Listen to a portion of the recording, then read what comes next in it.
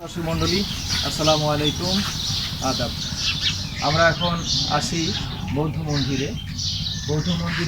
এখন দর্শনীয় স্থানটি আপনাদেরকে দেখাচ্ছি। আকর্ষণীয় জায়গা, এখানে সবাই আসে। 10 টাকা টিকিট দিতে হয় পার পিস। একটু ভিতরে আসে।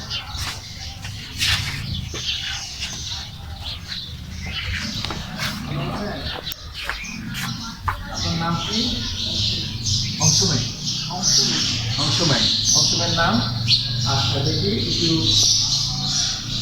এই যে বৌদ্ধ মন্দির, এখানে একটু দেখান। দরিদ্র ছাত্র উন্নয়ন ফাউন্ডেশন, লোকাল সুখ বৌদ্ধ বিহার, এই মিষ্টিপাড়া, কলাপাড়া, পটুয়াখালী। এখানে সকল ধর্মের ছাত্রছাত্রীদের বিনা খরচে পড়ানো হয়। সকল ধর্মের ছাত্রছাত্রীদের বিনা খরচে পড়াতে হয়।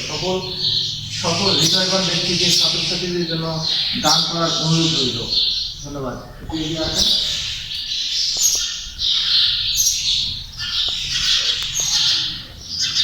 এই যে বিভিন্ন কিছু দেখা যাচ্ছে, অনেক কিছু এখানে আছে। বিভিন্ন বাণী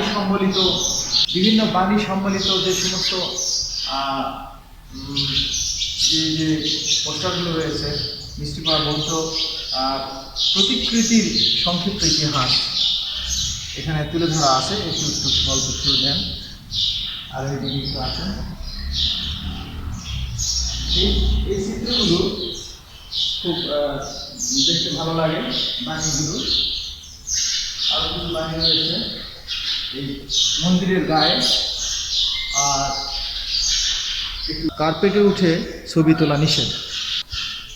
আমাদের দুজনের অভিযাত্রা বৌদ্ধ বিহারে।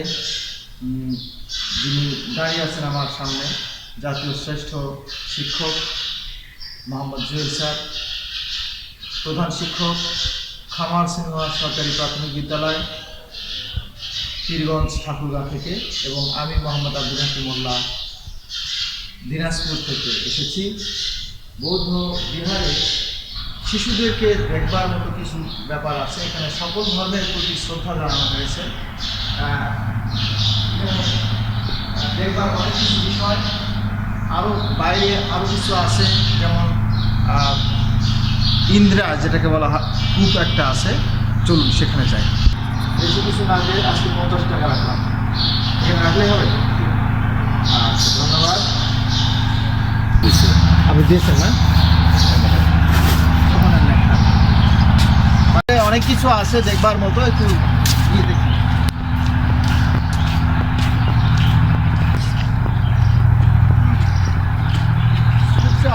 অনেক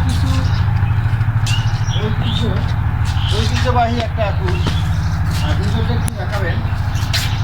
দেখেন স্যার কত প্রশস্ত এবং গভীরতায় রয়েছে, এবং বহুদিনের আশ্চর্যতম কূপ। রাখাইন ভাষা শিক্ষা স্কুল। তেঁতুল গাছ, পাখিরা খেলা করছে। বুলবুলিরা কত সুন্দর গান গায়, খেলা করে।